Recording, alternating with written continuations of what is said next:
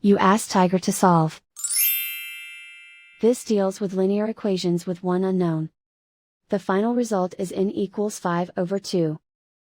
Let's solve it step by step. Simplify the expression. Expand the parentheses. Simplify the arithmetic. Group all constants on the right side of the equation. Subtract 10 from both sides. Simplify the arithmetic.